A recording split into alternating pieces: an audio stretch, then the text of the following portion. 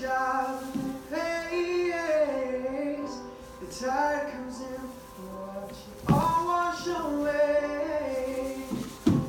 Keeping it steady, and that's just how I was raised. Head held up, walking tall, and each breaking wave. Cause the devil's in the details, and he's taking his toll. Sending good men down the foot trails of some lost, lonely soul. And I say, oh, rain don't change the sun. And jealous is the night when the morning comes, but it always comes. I worked at Dana Corporation. Started there in 1978. Good place to work. Good benefits, good pay. Produced heavy truck sidebars for like the Peterbilts, Max, Volvos. And our other building produced F-150 frames for Ford. We used to make mailboxes during the war, and the 50 caliber gun transits. They even made lids for coffins. We used to do that in Blues Division in 108. It was always a big thing when we did the lids to the coffins. There was always somebody that wanted to keep one because they said they could use it later. I mean, it was dangerous.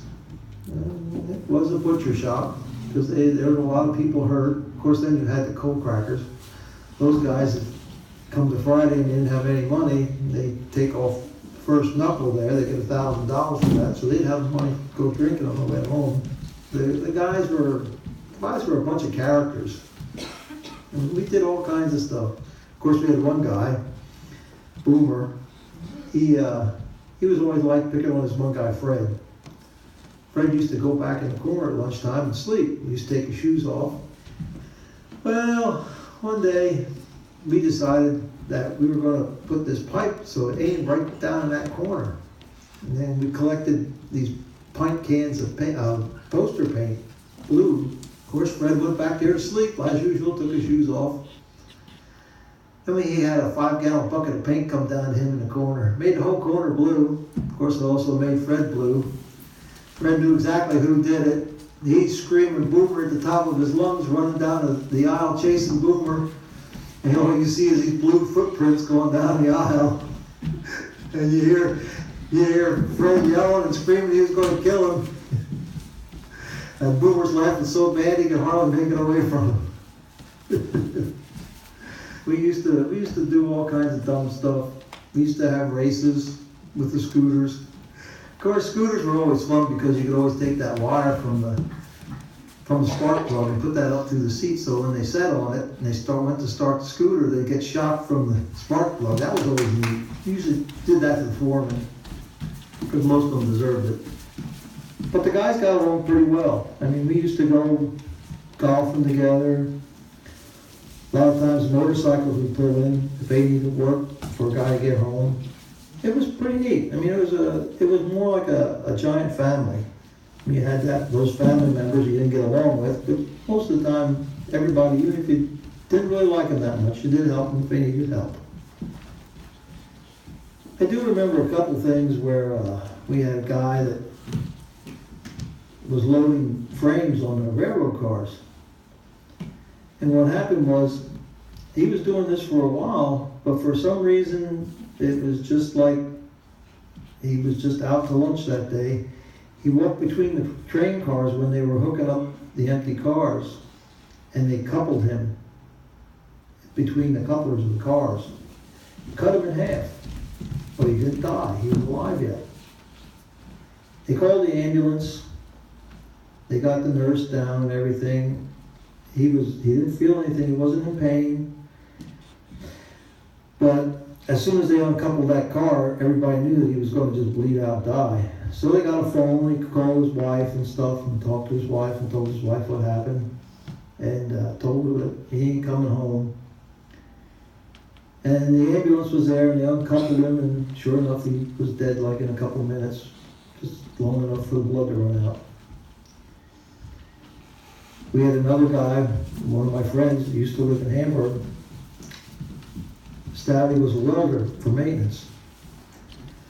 I was repairing hangers for the paint shop, and his Stouty was a lead welder on the line. And they had this gantry that they picked up these frames with to move them into the paint shop. Well, the next thing you know, I seen him go relieve one of the guys, and he walked through the electric eye, and for some reason there was a malfunction in the electronics, and the gantry came down, and the clamp went through his forehead, and I just seen Gary go limp, and I thought, oh no, because he had 3 young kids, a wife, and it took him 15 minutes to unclamp it, because the program was that screwed up. But you could tell that he was gone. And it was really a shame. Of course, that was towards the end of Dana. That was around 2000. And what happened was the guys basically left the line. They said they wouldn't work no more. They told them, lay us off, we're done. We're not going through that with this equipment. So for about a week, no one would work because Gary got killed on the line.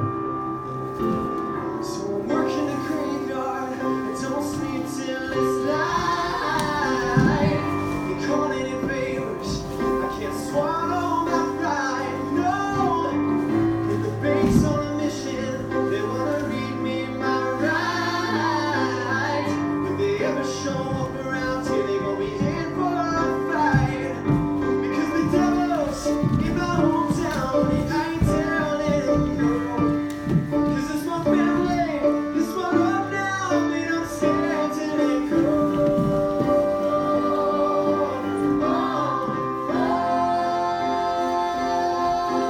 Rain don't change the sun. I'm jealous of the night when the morning comes, but it always We used to call one guy Weasel. Of course, Weasel was a trip. After the plant closed, he moved down to Delaware with Freddie in a trailer park down there. Weasel wasn't the brightest. He worked up in 32 as a welder. And well, I guess he was that depressed after he lost his job that he tried to commit suicide. Tried to shoot himself with a 22. Well, he wasn't very good at things. He wasn't very good at that either. The bullet went up through his chin, took out his eye, and lodged in his forehead outside the skull. So what he did was he went up to Freddie's place, bleeding all over the place. Freddie's wife was a nurse.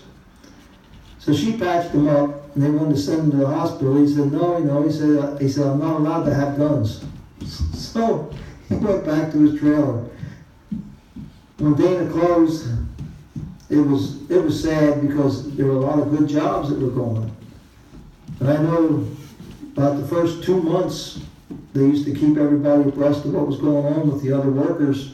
And we had 50 people that I know of that committed suicide and were successful. So things didn't go well. My last day there was November 20th, 2000. It was really wasn't the highlight of my life. The reason that our plant closed, the biggest reason, was because Bill Clinton signed the NAFTA agreement. Now, when they signed the NAFTA agreement, I don't think it took us 6 months before we were closed. So there's a lot of people that weren't happy at all about that. It was happening in a lot of different places. As this happened, you found out that everybody was trying to make ends meet and it just wasn't working. You couldn't make it. And a lot of guys didn't know what they were going to do next. They really didn't have that many places to go anymore because places had started closing down. Lucens was gone. The nuisance only lasted like a year after we closed. They even closed Glidden Paints after a while. But there were other companies that were going out. So it wasn't just the idea that Dana closed, you just go find a job elsewhere, but that really just wasn't going to happen. And if you put yourself in their position, you find out how frustrating and how scary it actually gets. It gets to the point where their constant struggle was to get enough money to make ends meet, or just to get by. So they were looking for any job. Didn't really matter what job it was, just the idea that they had a job. I often wonder what would have happened if Dana would have stayed open. I probably would have retired and just went along about my merry way. I mean, they really didn't care about us as employees. They just looked at us as cannon fodder, something to be sacrificed. And it's not fair. It's not right. But they just don't care. And that's the only way that anybody can really look at it, is they don't care. And I say, oh, please don't change the sun. Jealous is the night when the morning comes, but it always comes.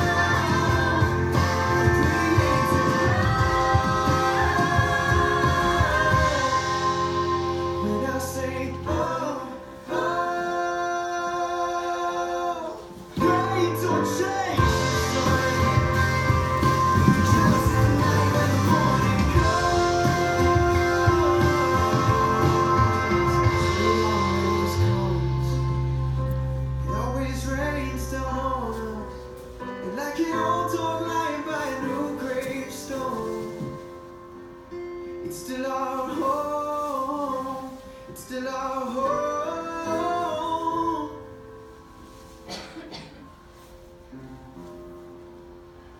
After the night,